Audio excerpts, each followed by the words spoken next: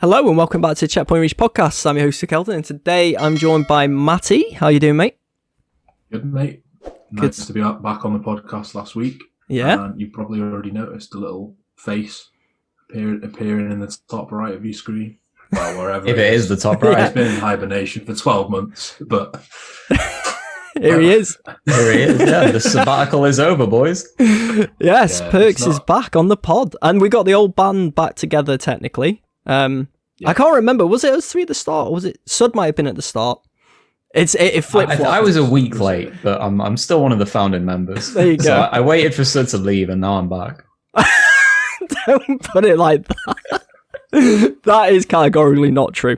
That's true. Yeah, I mean he's nodding, but it's a lie. It's just timed up that way. But how have you been, mate? Good to have you back on the podcast.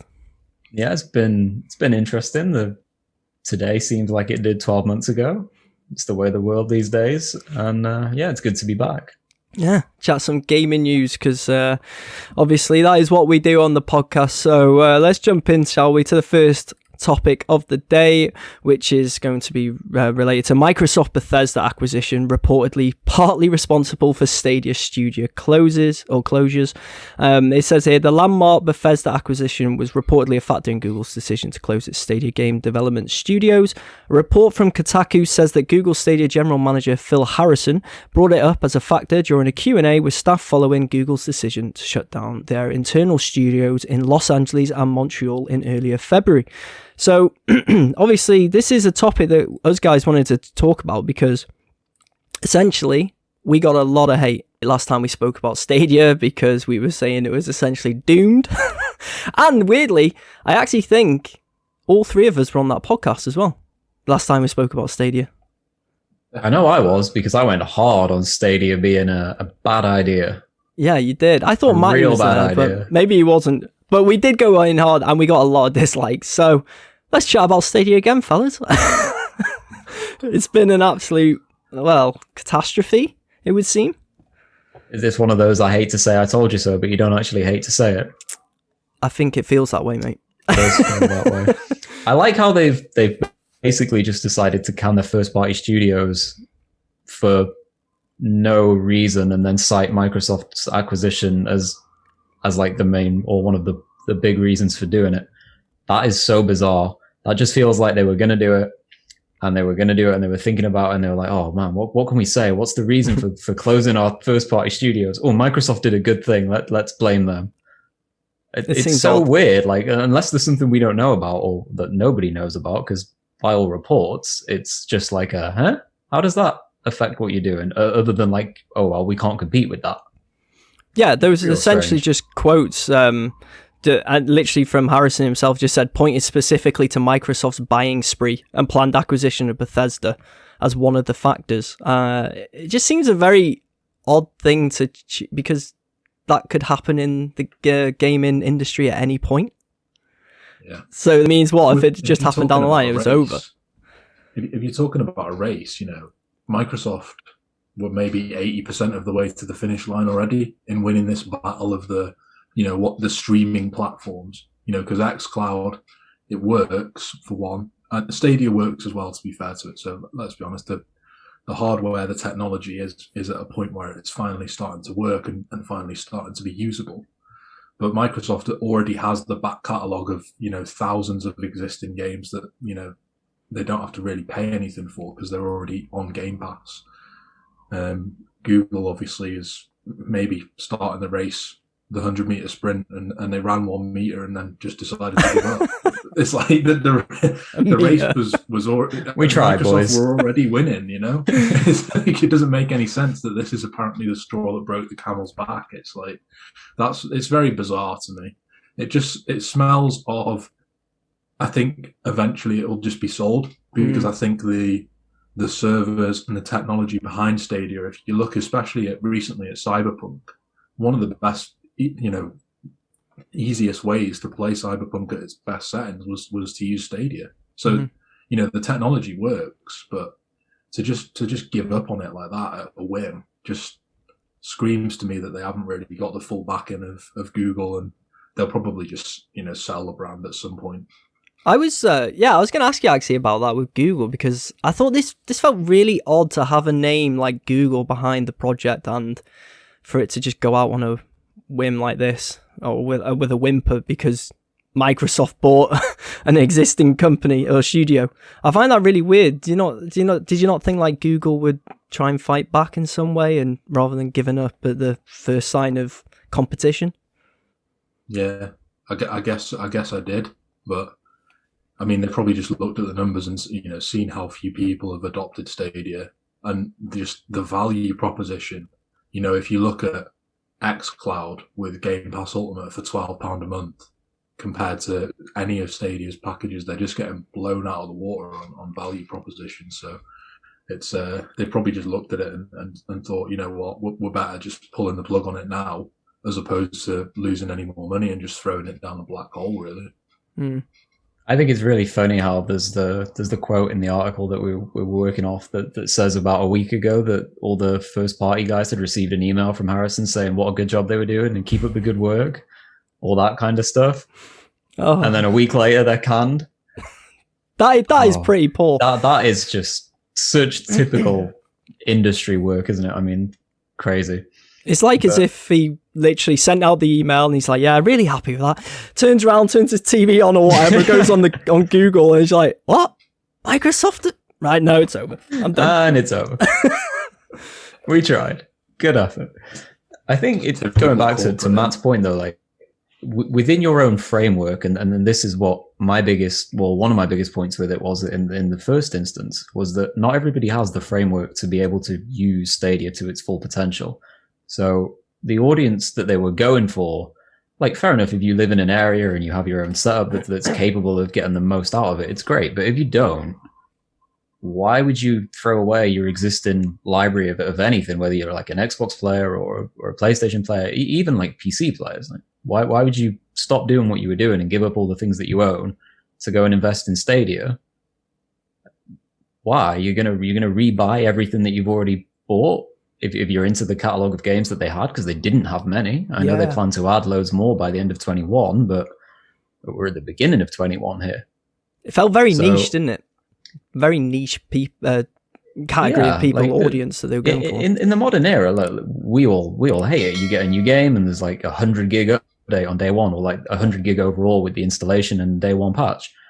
That's horrendous. Like, obviously it's great. You get to load up and you get to play within minutes. Who doesn't want that? But the amount of people that could actually get the most out of it was such a small number. And you can see their engagement rates across all of their games. Like, nothing is a success on Stadia. Mm-hmm. It hasn't been from the beginning.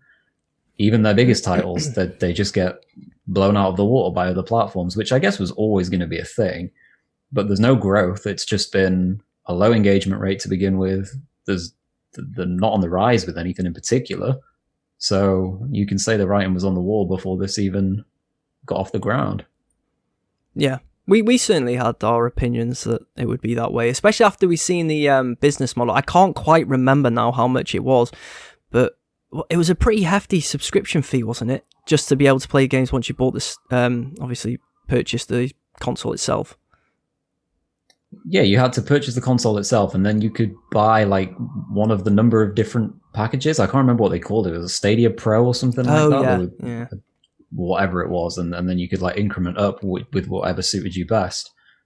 But like for existing gamers and for gamers who play on a regular basis, like whether it's on any of the platforms, why would you leave all that behind? And it just feels like 12 months ago when we discussed this. Mm-hmm. Why would you leave all that behind? And the answer is you wouldn't, and the answer is nobody did. Like, people tried Stadia as a novelty. I remember watching loads of videos at the time, and people were running like compare and contrast videos, like side by sides with the current gen consoles. And Stadia held up. It did okay. It had a few teething problems, like there was a few crashes and a few cuts, but I guess that's to be expected with their first sort of dip into the market in that way. But where have they gone since then? I mean, to can your first party studios, you might as well cancel Stadia. How long's Stadia been out for as well? Was it end of 2018? It's like, is it that long? I don't know. No, it feels like a year and a half. Yeah, like a year and a half. Sort of rough guess. I'm not sure of the exact dates, but like, don't get me wrong, like, just touching on what you said there, Perks, I think streaming, I do sort of disagree with you in a sense, because I do think that streaming will become mainstream, but maybe not the main way that people play games, but there will be a lot of adopters of it when 5G starts getting rolled out, across, the UK, Europe, America. When 5G becomes adopted by everyone, I've seen it firsthand in Liverpool city centre, like the one place where I could get 5G on my phone. I did a speed test and I had like 600 meg down and like 200 meg up, which is like, 30 times my home broadband speed. So you'd have no problem streaming games on that sort of, hyper fast, basically, connection through 5G. I just think at this point in time where most gamers already own a PC, already own a home console, already own, a handheld, whatever it is, the value proposition to say to them, buy a subscription service for Stadia where you can play the same games in a worse quality sometimes is clearly just ludicrous. Streaming works at the moment for Microsoft, in my opinion, because it's an addition to what they already provide. You've got your Xbox at home or your PC, and then you have the ability to stream games if you want. Mm-hmm. And that's why I think, that they're miles behind. Eventually, Microsoft's xCloud will garner new adopters that maybe haven't played an Xbox game before and just want to play streaming. But that's still a few years away. And I think Stadia was so far behind the curve, maybe it's just hit them that they'd probably never be able to catch up. And this is probably, I'm sure there are a lot of other reasons, but that has to be the main reason. Microsoft are their main competitor, and they are showing no signs of stopping this sort of continuous barrage of acquisitions. That they keep buying more and more studios. Every month you see that Game Pass has more and more subscribers. The curve and the trend is going up for Microsoft, whereas the curve and the trend, probably no matter what Stadia did, would always flatline. So it's not surprising at all that they're going to pull the plug on it. Maybe I'll be wrong, but I'd be shocked if in a year's time Stadia existed. I said it a year ago. I'll say it now. Just keep saying it every year. You'll be right eventually, probably. Eventually. If you predict everything to go wrong, sooner or later, you'll get something right. But to be fair, though, you do touch on a good point. Like, Microsoft are not just going from the angle of streaming. With Project xCloud, they have their solid base of home consoles and their offerings of Game Pass, and you can just buy a game and play it as well if you don't want Game Pass. So they obviously have that advantage, and Google Stadia did come in all guns swinging with this streaming-only platform that maybe in a few years' time, once internet speeds catch up and 5G's in, like you said, maybe we'll look back and say, yeah, they were ahead of the curve, but in the time was not ready for them, essentially, and maybe they would work maybe better in 5 years' time or something like that. I don't know if you guys go along with that method of thinking when it comes to Stadia, but that's how I see it. Because I feel like, was it Xbox One with that horror reveal? And sometimes you look back now and you think, oh yeah, a lot of the stuff they were talking about has kind of been implemented now, but obviously we're just in a better space for it. People are in a better headspace as well to accept some of the features that are now commonplace in gaming, whereas back then, people don't like change, and they were going too hardcore on that change. Yeah, I think so, because when you touch back to like the Xbox One reveal, like you had the whole like DRM thing that made people lose their minds, and rightly so. Like, you've got to do it gradually. You can't just go from being this is the one way, and then the next day you wake up and there's a conference and boom, like everything changes. It has to get there gradually, and you have to let the people catch up with what you're doing. You can be ahead of the curve, and it's like that risk reward. If you wait too long, someone can beat you to it and it can work. But the reality is that was obviously a terrible idea. They went way too far down the line with it. Agreed. Stadia for me, and like you both just mentioned it, like I did at the beginning about the framework, like their infrastructure is incredible. Like, they could provide a level of service that the others can't. But as consumers, you can't make the most of it unless you tick a number of different boxes and like fall into the exact right criteria. And that's like, there's like a wall in the middle, and that to me was one of the biggest problems that I had from day one. Whereas you want to buy an Xbox or you want to buy a PlayStation or whatever you want to buy, you just buy it and then you make the most of it and it's done. Like Stadia is like you buy the console, or the controller was like ridiculously expensive as well. Yeah, it was actually. Then you pay a subscription fee to play the games that you probably already own on other devices. Then you've got to hope that your own framework and infrastructure can cope with the demands that it's going to be put. Like it's just a mess. And in 5 years' time or less, when everyone does catch up, like Matt was alluding to, like when 5G comes into play in more areas, yeah, like something like that, whether it's delivered by Google or Microsoft or Sony, whoever, that's probably going to be commonplace. Mm-hmm. But right now, and like a year and a half ago, no one was really ready, or a small percentage of people were ready for it. Yeah. I could only imagine trying to play Google Stadia on my internet. It just wouldn't go well, and that's why obviously it never appealed to me. And yeah, we pretty much been Xbox, I guess, for many years now. I've got a PS5 myself now, though, but I do still have a Series S, so Stadia just isn't really needed, in my opinion. Were you guys ever tempted to try Stadia? Not even try it. That says a lot, says a lot that I literally didn't even try it. I had an option to get a free trial as well, just because I'm not sure. Google probably targeted me because I said games in enough emails or something like that, and they were just playing on my Google Chrome browser. This is the thing. Like, all joking aside, like, no one in this room thinks that Stadia doesn't work. Like, it works. There's only you in there. Yeah. How do you know, mate? Come on. Nobody in this virtual meeting room. Nicely put. Thinks that Stadia is a complete and utter failure in its implementation. Like, I know Stadia works. I've seen it work. I've got no doubt that if I'm sitting next to my router, I could get it to work. That's not what we're saying. We are saying it in its current form, for a gamer that probably already owns a console, it is completely pointless. You're not going to sit there and think, oh, today I don't think I'm going to play Cyberpunk on my gaming rig. I'll get my tablet out and stream it on Stadia. That thought's never going to come through people's mind. And it's it will, like we've said, catch on in the future. But Google are too far behind. They needed to collaborate with someone else to have those IPs, to have that back catalogue of games. And maybe it will come back in the future, but certainly in the short term, I would be very surprised if we see it carry on, into the near future. Yeah, I would echo those sentiments, and probably a good place to leave the Google Stadia debate. I'm sure if any of the Stadia fanboys are listening again. We said Google Stadia enough, so the YouTube bots will automatically dislike the video.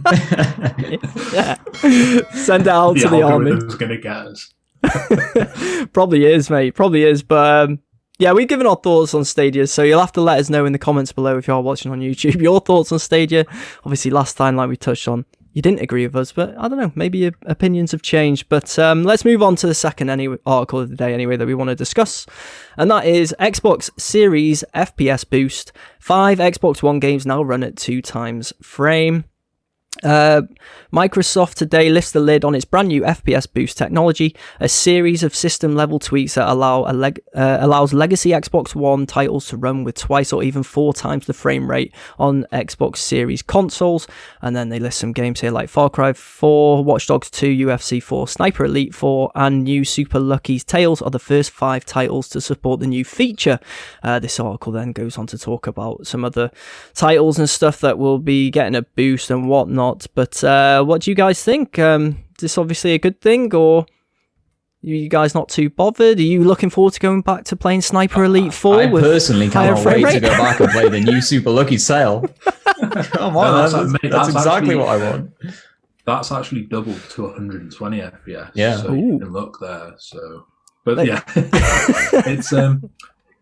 it's more just touching on the technology. I think it's in an incredible place, but more so, like, I just wanted to really touch on your guys' opinions. Obviously, you've got a PS5, Eldon. I've got a Series X. Poke's got a Series X. We're playing a lot more games at 60 frames per second, and it's something that we've been craving for nearly a decade, to be honest, because, the tendency for console games as the generation goes on is to sacrifice frame rates, lock it at 30 just for that visual boost. And it makes such a difference playing at 60 frames a second, 120 Completely FPS. agree. Obviously, the difference between 60 and 120 is a lot less noticeable, but getting all the games at 60 FPS is just an amazing thing. And to have potentially the entire catalogue of 360 games, I don't even know what sort of ridiculous technology this is to be doubling the frame rate on 360 games. But if it actually works and they get it out on all games, it just makes backwards compatibility even more relevant and gives us a chance to experience, some of the games that we loved in the 360 generation in an entirely new light, I guess. Oh, it's definitely, like, as you've touched, it's 100% a better gaming experience. Like, I had, as you guys know, I had the Xbox One OG console until the release of the new consoles, and yeah, I mean, I was lucky if it stuck at 30 frame rates. Obviously, with the newer games, most of the time it dropped below that a lot of the time. So, moving on to consoles that have 60, and like one of the biggest ones for me, when the debate comes to resolution or FPS, was Spider-Man Miles Morales. I don't know if you played that, Matt, on the PS5, but Yeah. you could obviously have performance mode or enhanced mode or whatever the terminology was for it. I just always went to performance mode. Like, it was like low 4K and 60 FPS was so much better, in my opinion, than like the high resolution 4K with 30, and the noticeable difference in it. I just never wanted to go back, especially for fighting games. It's extremely jarring, isn't it, when you go from 60 back down to 30? In Yeah. a short space of time, you can really notice it. Once it sets in and you start playing at 30 FPS for a little bit again, it sort of seems all right, but especially when you change from 60 to 30, it is jarring. And I think most people going forward would probably choose the performance mode in games. I know I certainly would.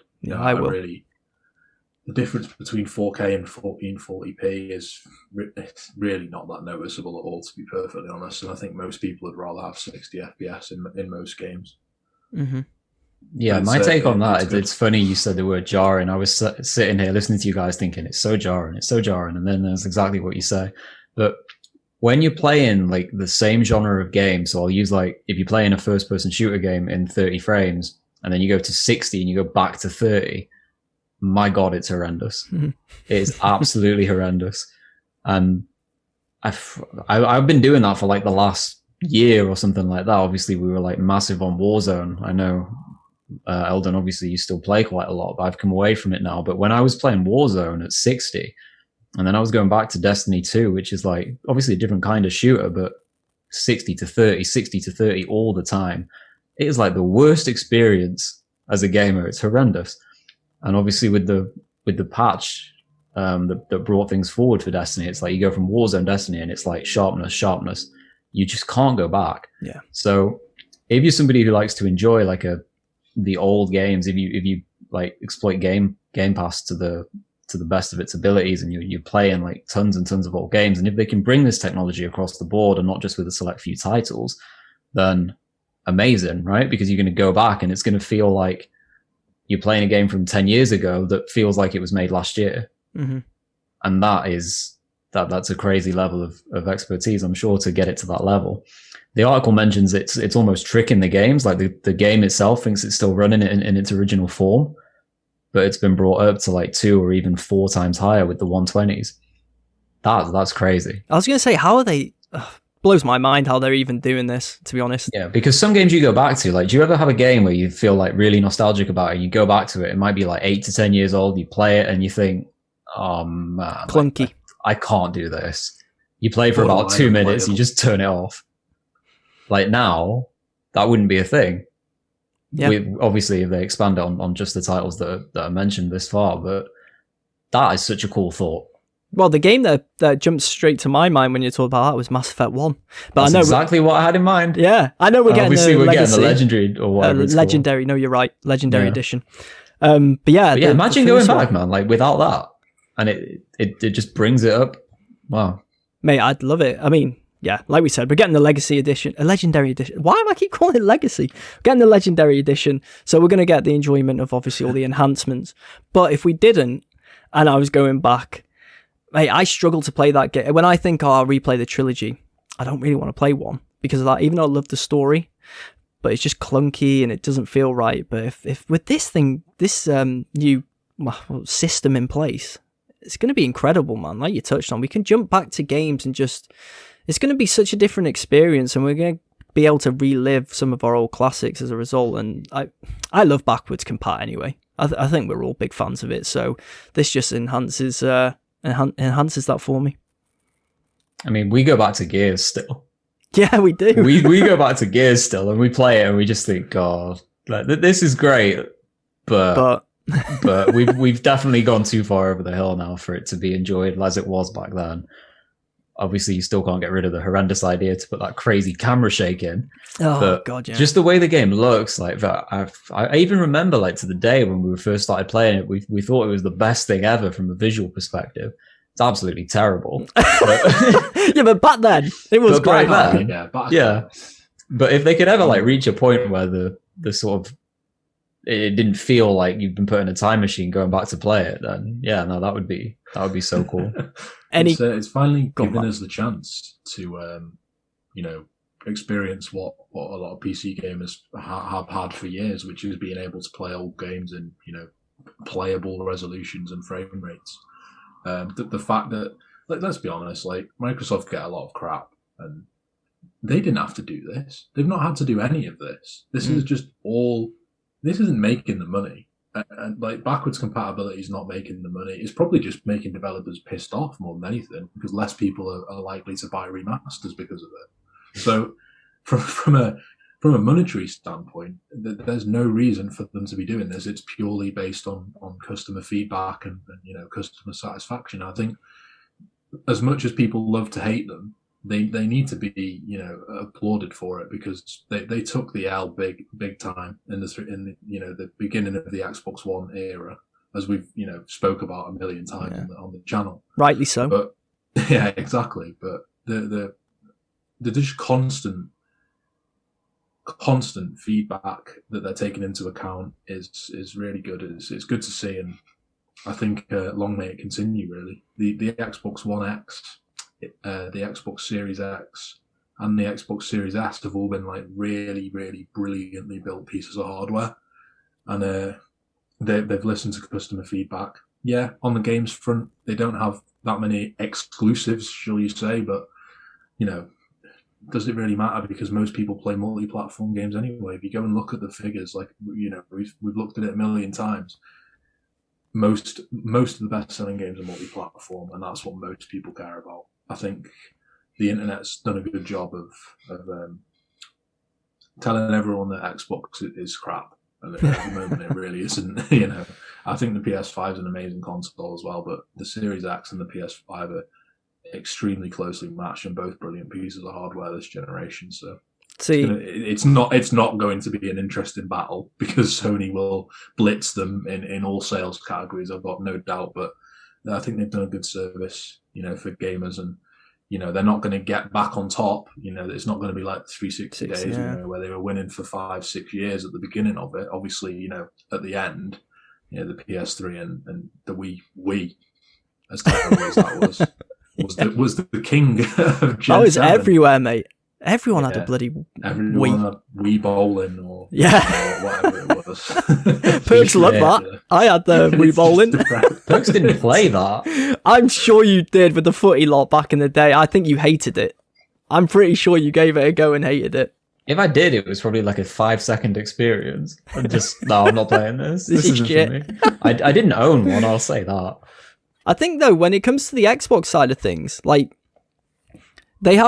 I think they've garnered a lot of goodwill now. Like, they've made a lot of good moves, consumer-friendly moves as well. I agree with you, Matt.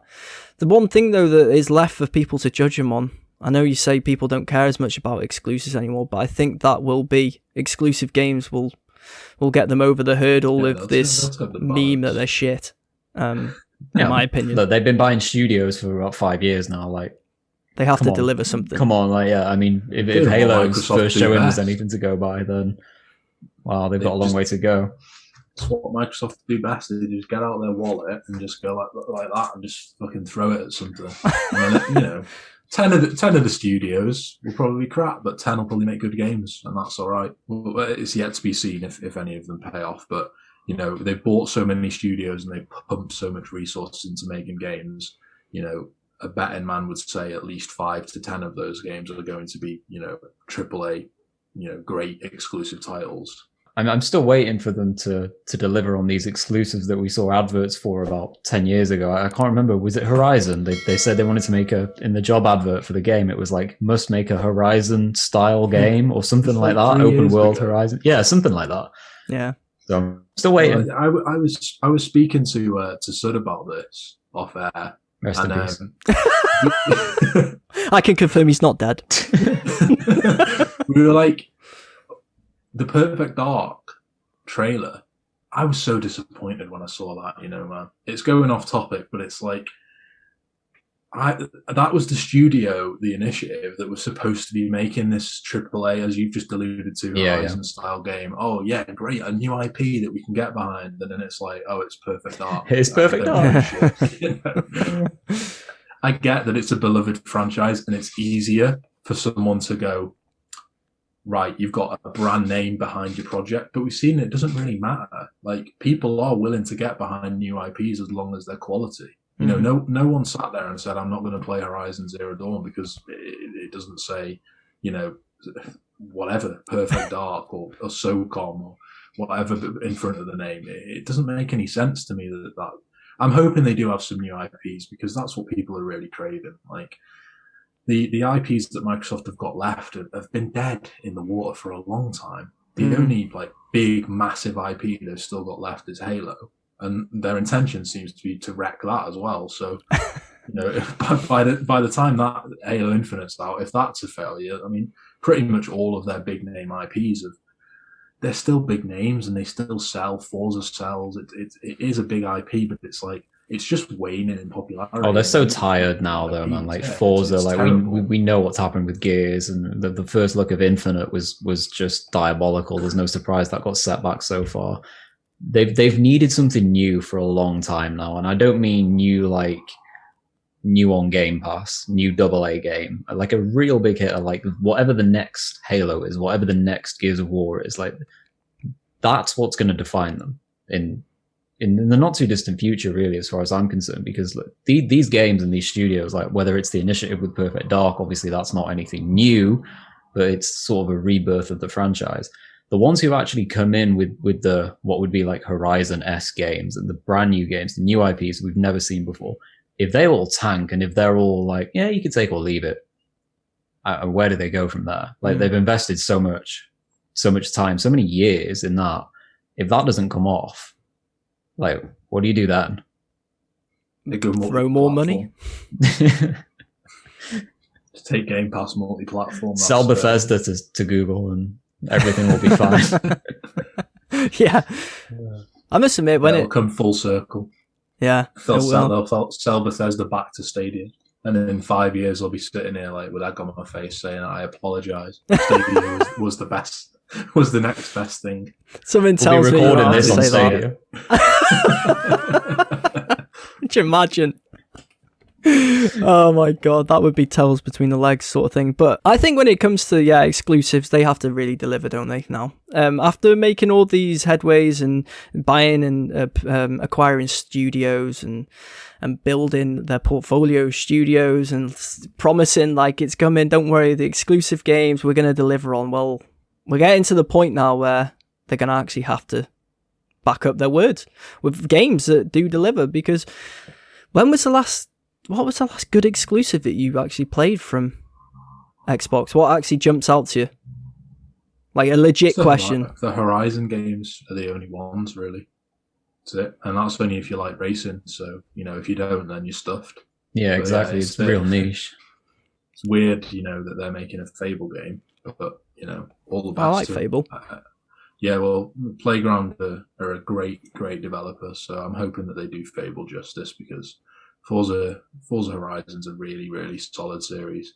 They're an established developer now, and they've got, the might and the resources of Microsoft behind them. So I'm hoping that Fable is, what we hope it's going to be. Yeah. Well, see, when I think about the exclusives, the only one that jumps out to me that I think, I enjoyed it, I guess. I wasn't in love with it like I have been with PlayStation exclusives, but it was probably Gears 5. I think me and you played the campaign together, didn't we, Perks? We didn't like the open world aspects, but I thought it was a good game for what it was. Yeah, but like that's not groundbreaking. The problem for me. Like, Gears is one of their AAA titles, right? And you say like, it was all right for what it was. Like, that's how you describe a AA game. And I'm sure, like, I see this all the time with their conferences. They show these like crazy highlight reels of spinning through like loads of these games that will be available on Game Pass. Some of them look really, really good, but they're AA's. They're not console sellers. Like, they don't define the brand. They're the games that back it up, right? And they're the quality of life features that we were talking about before with the enhancements to the system and the old, backwards compatibility games. All that stuff is great, but that's the stuff that goes with it. It's like, we've got this game and they also do this. Over the last, good few years, they've been reliant on, look at this good stuff. And everyone goes, yeah, right, where are the AAA games? That's what's been missing. So that's the big test for me going forward. Like, I'm more than happy to praise them because they have come a long way and done a lot of good stuff since the OG Xbox One reveal. But they still don't have the killer game they used to have back in the day. Yeah. And they need that. And they need 10 of them to catch up with what Sony have done in the last 5 years. Well, the easiest job in the world at the moment is to be an Xbox gamer because it doesn't really matter what you're reviewing at any time. You just literally get your score and it's just that. 6.5 every time. Mate, easy work. You don't even have to play the games. Just put that in front of the screen. That can just be your review. 6.5. It's painful. It's true though. It's just every game they release is just painfully mediocre. It's not atrocious.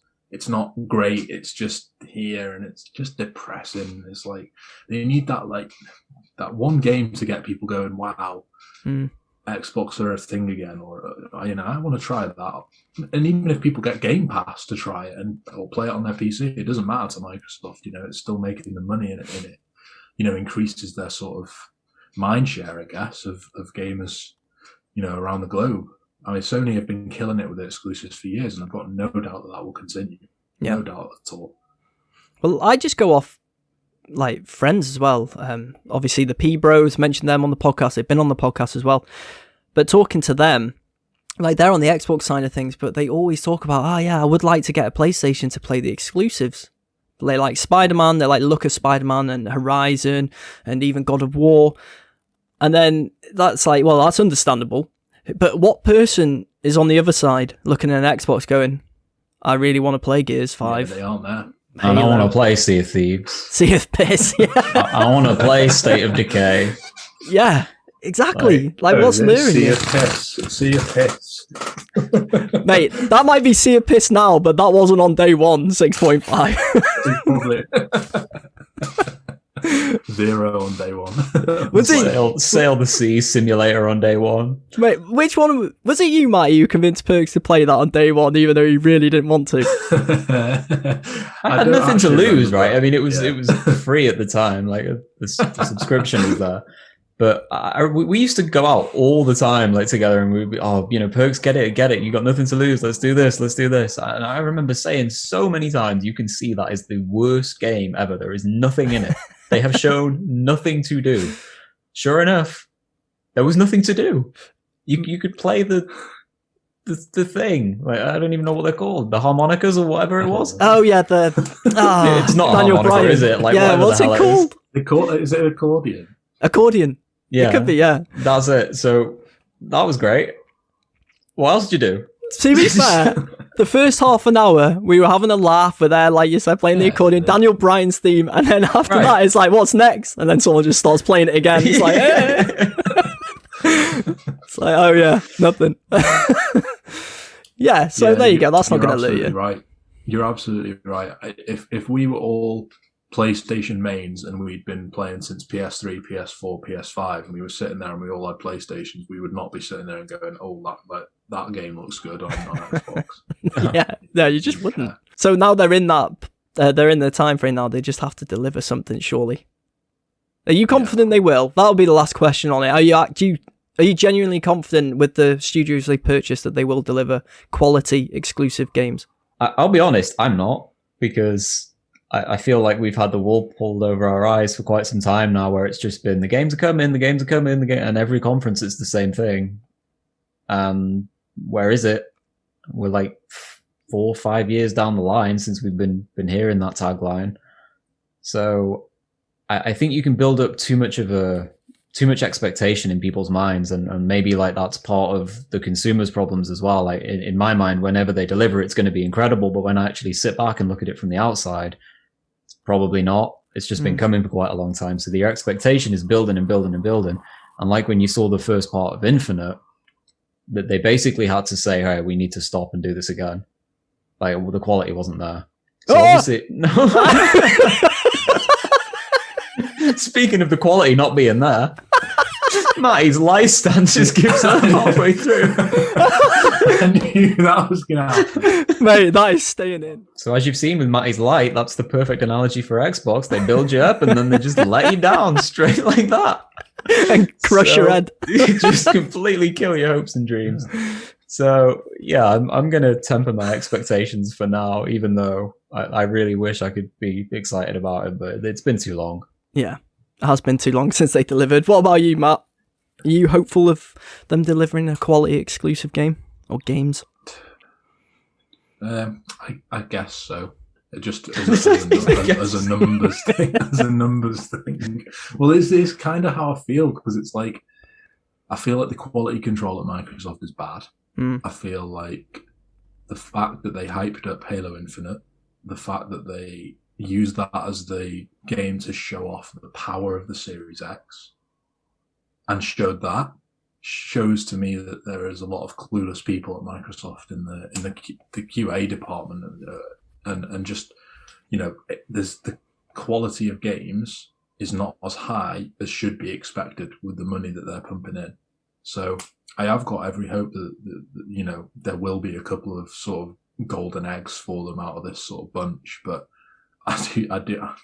You never know, to be honest with them, because Halo Infinite has been in development for like 5+ years, and it looked like that. So I don't know who's coming in and quality controlling these games, but I'm hoping that, you know, obtaining big names like Bethesda, Machine Games, all of the Arcane studios, all of the sort of studios that come within that bracket that have had a track record of making good games, you know, that will continue. I hope that, you know, that just seems the logical step, I guess, that will continue. So I'm hoping for a lot of good things from Microsoft, but you can never really guarantee it, to be honest, at the moment. Yeah.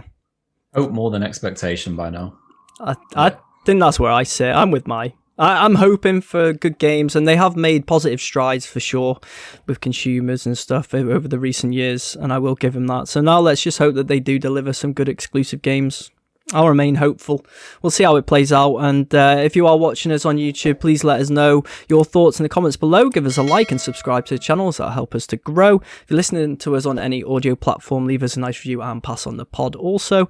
And you can follow the Checkpoint Reach podcast on social media, Twitter, Facebook and Instagram at CheckReachPod. We've also got a new Discord. Links are all in the description below if you want to join that. Build a bit of a community, play some games. Do whatever we fancy on that end of things, because we do stream as well. Currently streaming Tuesday, Wednesday and Thursdays 11 p.m. GMT with some Football Manager, but that can change obviously with the community and play some games together. So anyway, other than that, you can follow me and the lads on social media. Where can people find you, Matt? At Matty Cheatham on Twitter. Love your stuff. Perky? I'm at JG Perks. It's very much a graveyard account. Have fun. Hey, that sells it. Abuse. Yeah. Send him abuse. Send abuse. No one will see it. Well, I'll see it. Send him abuse. Oh yeah, you'll see it. I'll let him Send know. abuse. Go ahead. Yeah, I'll let him know. And you can follow me on Twitter and Instagram at LeldeliL3Ds, adding 9DM for Instagram. But anyway, thanks for joining me, guys. Good to have you back, Perks. Good to be back. Yeah, man, it was good to have you back, and hope to have you on future podcasts, but we'll see how it all plays out. But if you are listening to this, wherever you are in the world, have a good day or night, and we'll be back again soon. Bye, guys. See you guys. Cheers.